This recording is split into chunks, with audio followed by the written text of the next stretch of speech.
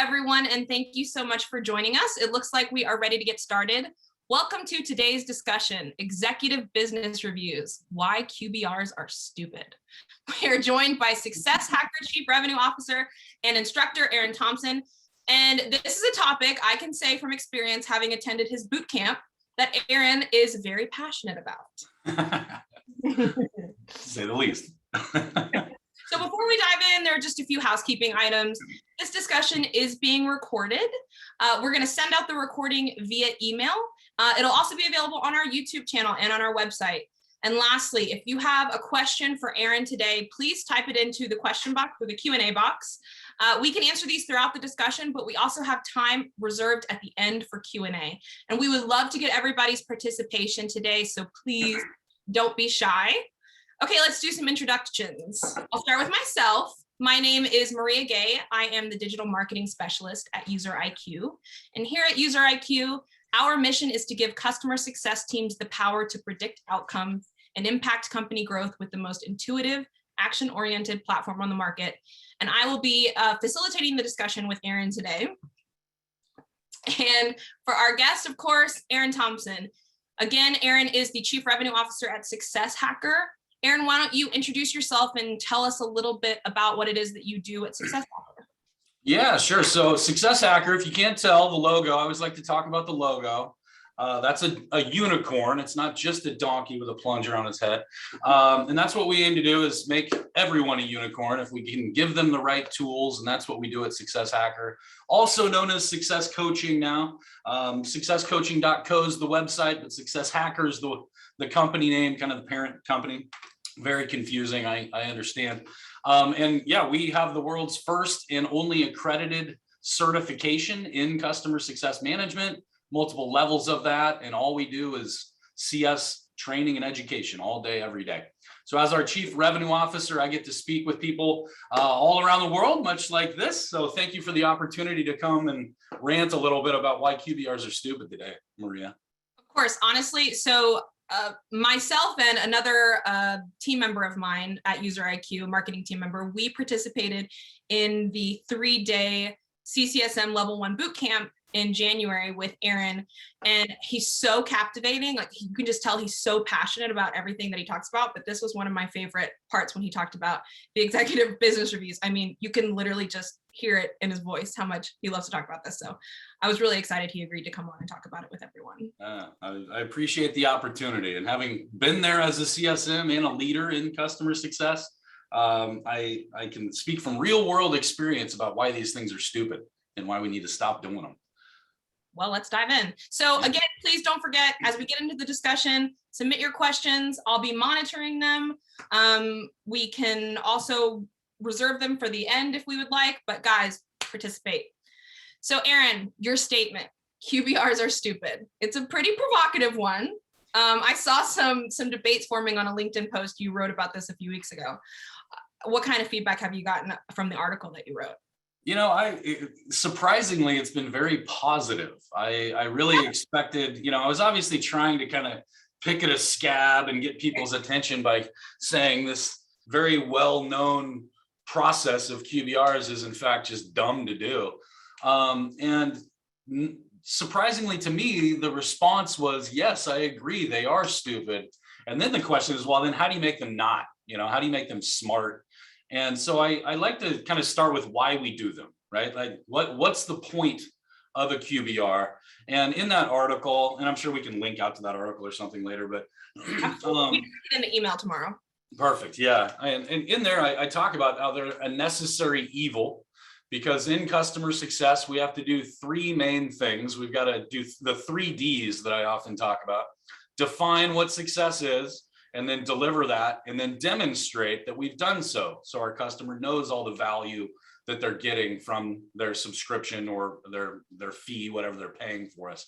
And so that 3rd D is really where this lies, on the demonstration of what we've been doing. So that's why they're a necessary evil in my mind. And with that comes a high level of them being very selfish, right?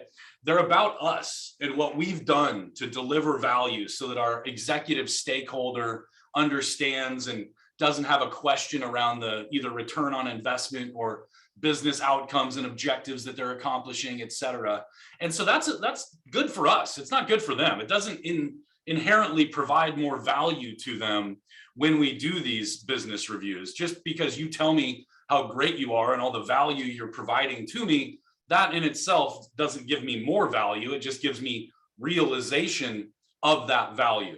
And so they really are selfish. They're our chance to get in front of that stakeholder and make sure that they have no question of the value that they're achieving through the time and resources that they're dedicating to work with us.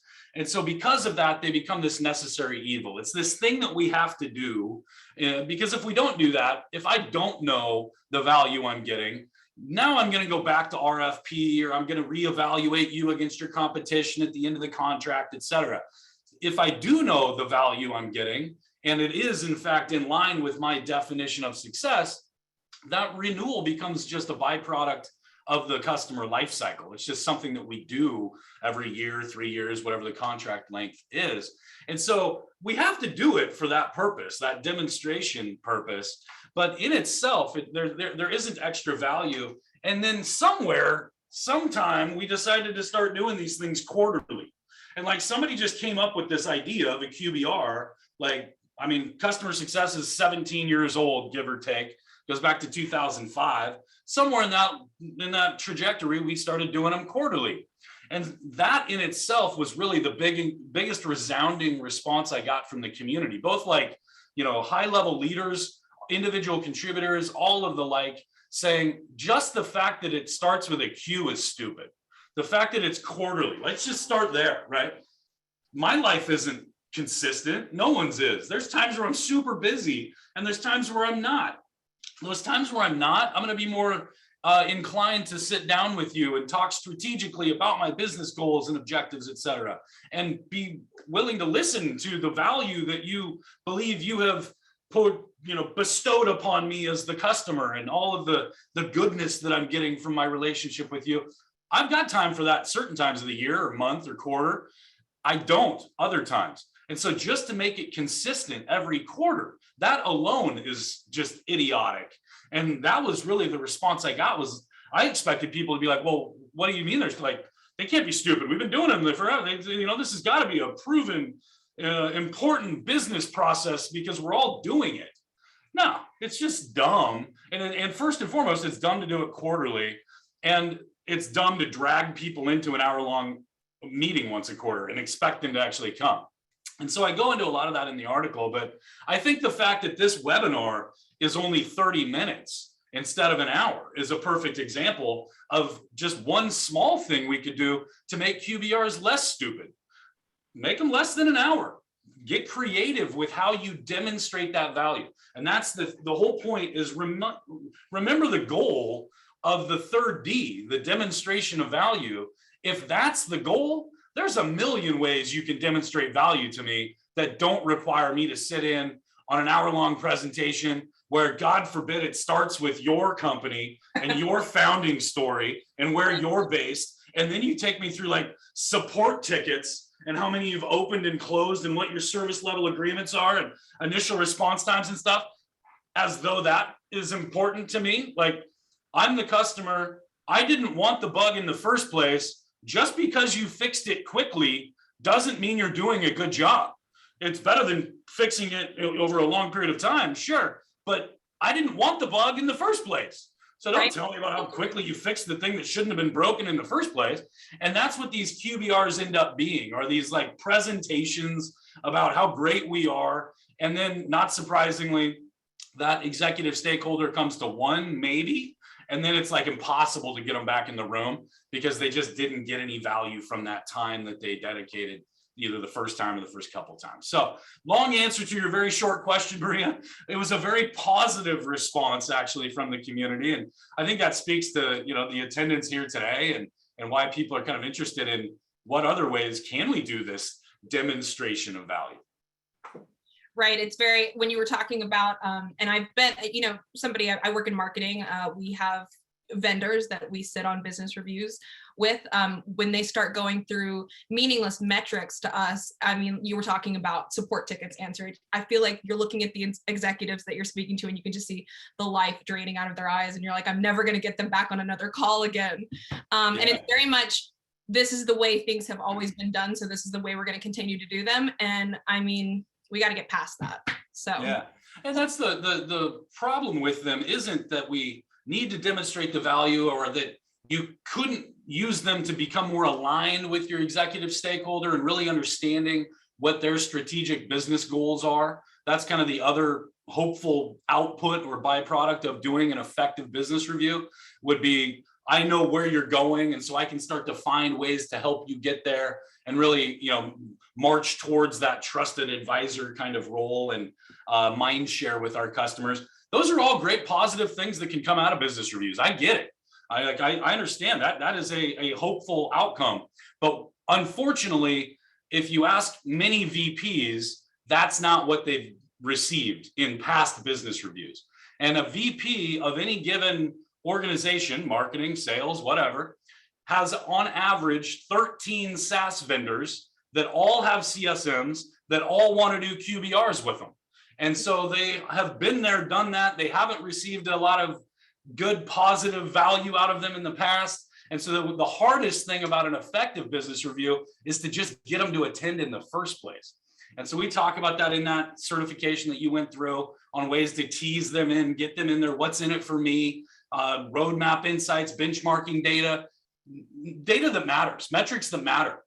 And how we get there is by working with our champion. So you got your executive stakeholder, who's really the audience of the business review. And then typically you've got your champion or a set of champions that report up to them. And the poor CSM, oftentimes, it builds this business review PowerPoint presentation in kind of a vacuum, and then walks into the meeting or gets on the Zoom call or whatever the case may be, and it falls flat because they didn't build it with the champion to know, what does the sponsor even care about? What vernacular do they use? What metrics do they use? How are you as a champion held accountable to them? And how can I make you look good in front of what is oftentimes your leadership or a set of your leadership team? So we want to build it with that champion. We want to build the talk track around what this experience has been at a strategic level, mind you, not tactical, not talking about support tickets and stuff, but 100% strategic, 50% retrospective, 50% prospective. That's what it should be. And it should be a conversation. I should be coming to that meeting after building out what talk track I think we're going to have with my champion. I come with an intentionally curious mind, and I'm there to ask more questions than make statements. I'm there to learn from this sponsor. And if you do that and you have an engaging conversation with that sponsor, you don't get that life drained out of them and, that, oh God, here we go again. But when you walk in completely having built it in a vacuum, thinking you know what matters, you might be right and you might nail it. But what we see more times than not, and why I think this has actually gotten such a positive response from the customer success industry, is that we miss the target when we do it that way. Yeah. And I love the point you made at the beginning about, even if we just say the word quarterly is stupid, you're not taking into account the industry that your customer works in. If it's accounting, tax season, they're out. Education, ed tech, they're out in August, September, right? Yeah, exactly. So I like that. Maybe just focus on the word quarterly is stupid. But okay, let's talk about getting it right. And you dove into that. And you brought up some of the components that make up a successful business review, 50% retrospective. What else? What else do we have that makes up a successful business review? Yeah, well, I mean, the biggest lift and effort level for an effective business review is going to be beforehand.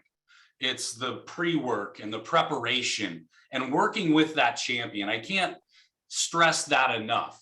If we want this to matter to the executive stakeholder, we need to have a partner internally who can help us make sure we hit that target and nail that messaging and whatever those metrics may be.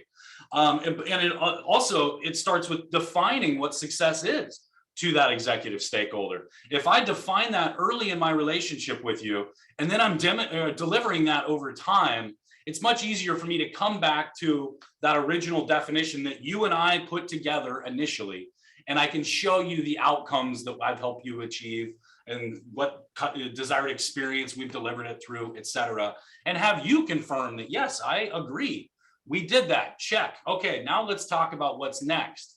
And so that's the first thing, is be real crystal clear on what success is in that definition, right? CS equals CO plus CX. I think I got it over there on the whiteboard. But the customer's definition of success, their desired outcome, their desired experience. First and foremost, we have to have that crystal clear.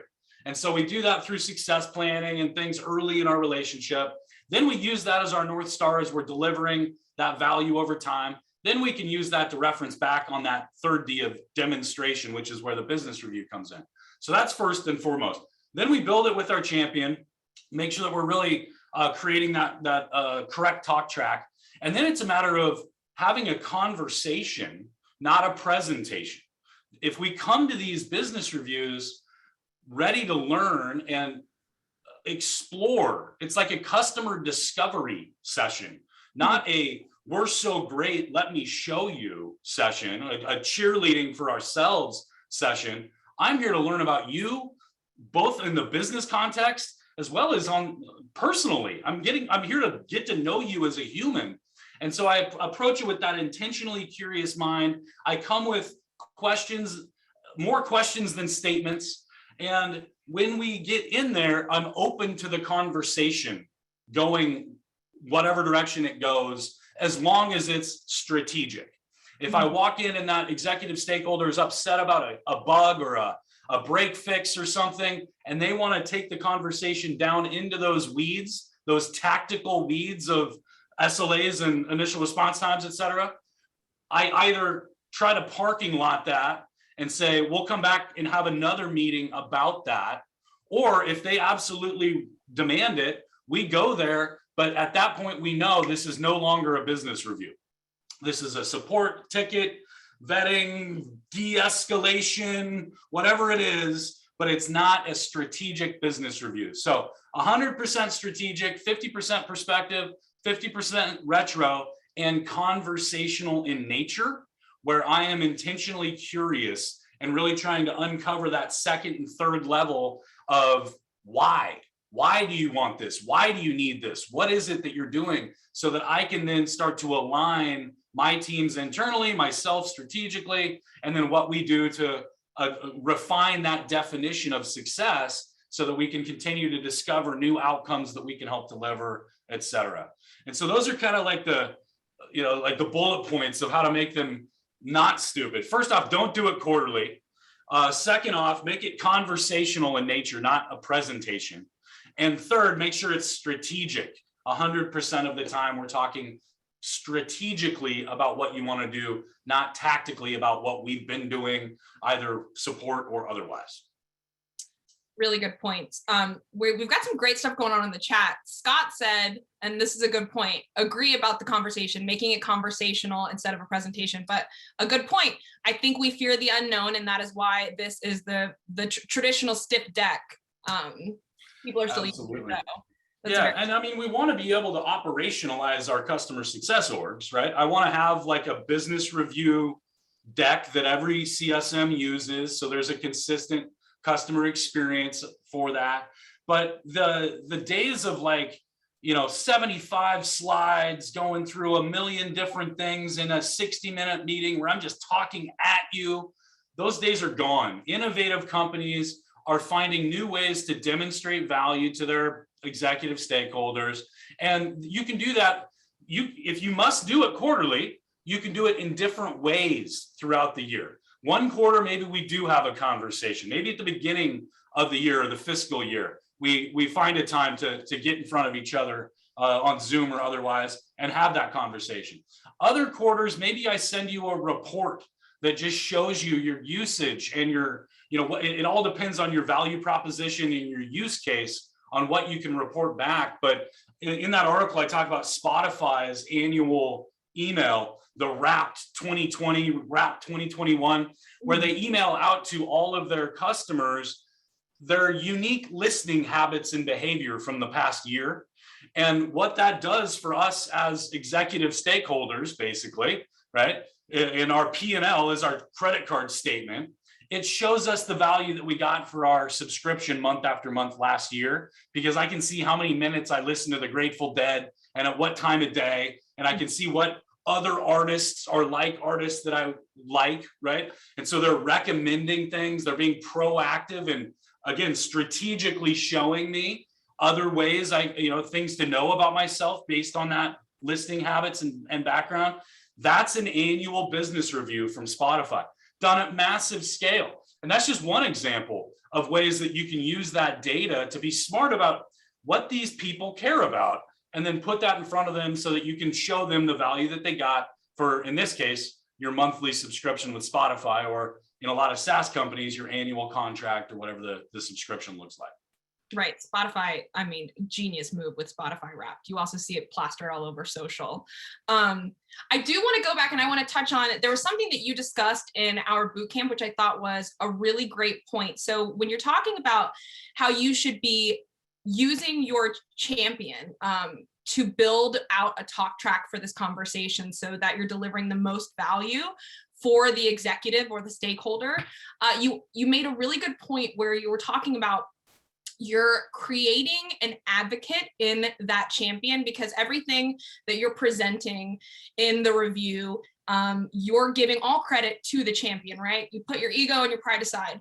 You are making them look like the rock star, and then you are, instead of sowing the seeds of churn, you're sowing the seeds of advocacy. And so you're helping them not only in, this position in their career, possibly they get promoted, they go to another company, they're also going to be thinking about, using you as a vendor again. So I thought that was a really good point that you brought up in our boot camp. Yeah, and we talk about playing the ego card, which is having a strong ego and then deferring any and all available credit to that champion in front of the sponsor. There's going to be stuff that we take credit for. There's things that we do to help make the customer successful, but where we can, we want to make them look good. We want to shine that spotlight on them, because to your point, they might leave and then bring us in, or they might get promoted up, and next thing you know, now they are the executive sponsor. Whatever the case may be, we want to try to make them look good in front of what is oftentimes their leadership team.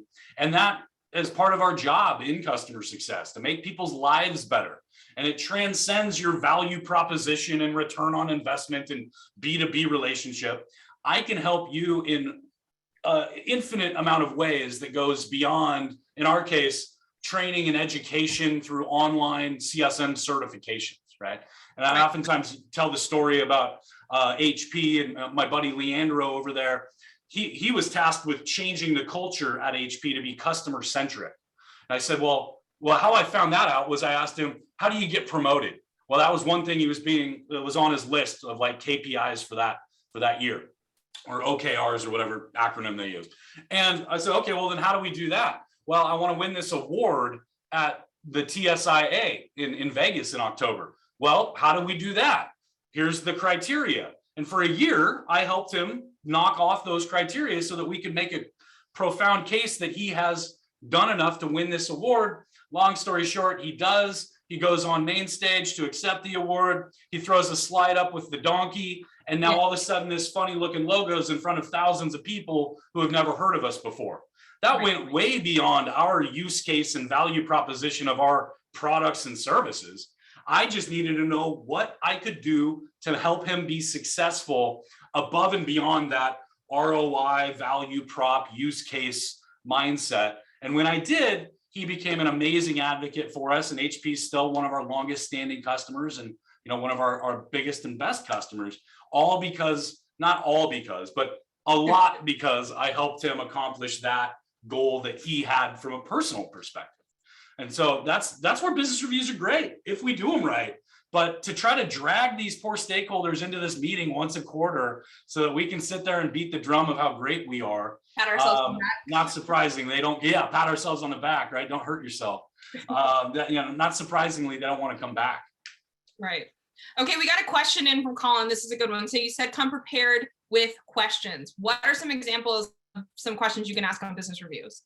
Well, I mean, it's going to be completely dependent on the relationship and who that person is. But it really, again, it goes back to doing effective success planning early in the customer life cycle, ideally even pre-sale. We talk about 75 to 90% probability to close is when we need to start mapping out not just what the definition of success is for this stakeholder, but also how we're going to get them there. And so the more we know of that, the better questions we're going to be able to ask when we enter these business reviews, because we're going to be more aligned with what they care about in terms of desired outcomes and desired experience. So it really is going to be a matter of, well, long story short, there's three things you got to be good at to have these conversations. You got to be good at asking open-ended questions. So questions that can't be answered with yeses and nos. Where's, when's, how's, why is that important? Things like that. You've then got to be good at performing active listening, where I'm going to repeat back what I heard to you. I'm going to translate what you're saying into my own words and have you confirm that, yes, that's what I intended, or no, it's not, so that it keeps the conversation going deeper and deeper with those open-ended questions. And then third, effective storytelling. I've got to be really good about telling you stories about other customers that have the same pain point or a similar pain point, and here's what they tried, et cetera, so that I can uncover opportunities for either expansion into other things we might have that we can sell, or just better ways to continue delivering what you're already paying for. And so that's kind of my last point, is looking at it from like a best practices perspective, right? Are they using everything they're paying for today? And if not, there's the first set of questions that we're going to dive into, is how to make sure that you get value from every dollar you spend and every minute you spend with us.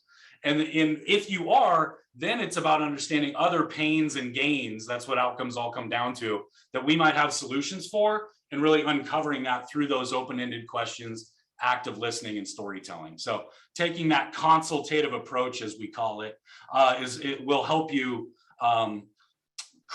bring better questions to the conversation. But as far as like what are good questions, it's going to be so dependent on that relationship and who that person is and what we're there to do and solve, et cetera. I can't really answer it directly. Awesome. Thank you, Aaron. So we are running up against the clock here. Time flies. We have time for one more question. So I'm going to ask, how can I get this concept across to my boss who still thinks that we need to check the quarterly box? How can you prove to them that this is no longer how we should be conducting these? Well, first and foremost, don't take my word for it, right? Ask your customers.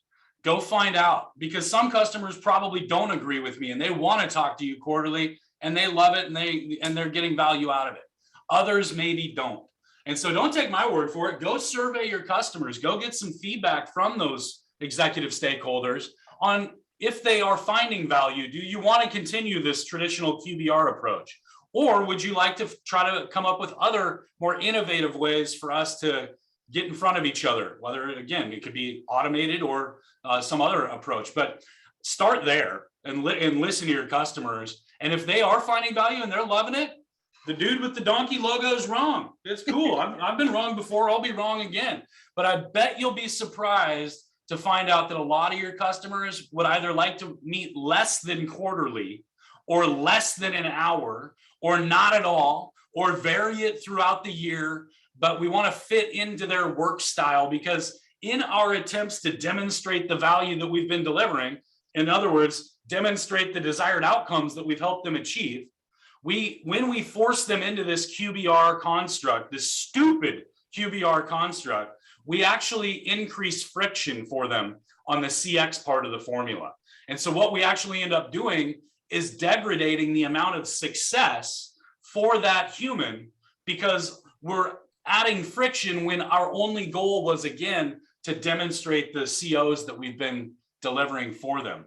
And so whatever that looks like to that human, find out what they want, find out how they want it, and then fit it in that way, keeping in mind the number one goal: demonstrate the value that you've been delivering, and then get innovative on ways that you can do that. Right. Thank you, Aaron. What you've got written behind you, CS equals CO plus CX. Yeah, there it is. Drilled into my brain. CS equals CO plus. It all comes down to that for my little chicken brain, thank God. And then there's your 3Ds: define, deliver, and demonstrate what success is to these folks. And how we do that demonstration can be a heck of a lot smarter than these stupid old QBRs. Thank you, Aaron. I could feel the passion coming out of your fingertips at the end there. If there's one thing I want to do for this industry and all of our customers out there, it's find a better way to demonstrate the value that we deliver. And we appreciate it. So this does take us to the end of our time together, and we're gonna have to wrap it up. I want to say thank you so much to Aaron. I love his passion. I love the energy that he brings. We're so excited that you were here with us today to share your experiences. I hope everyone found some use in this discussion. I know that I did. Please keep an eye out for updates. We're going to be sharing the recording of this discussion on social. You guys will all get an email with the recording, and I'm going to link the article that Aaron wrote and is posted on LinkedIn. Please stay tuned for next month's topic. We're going to be talking about dealing with difficult customers. I hope everyone enjoys their afternoon, and thank you so much for joining. Thank you, Aaron. Thanks, Maria. Good to see you. Bye, guys.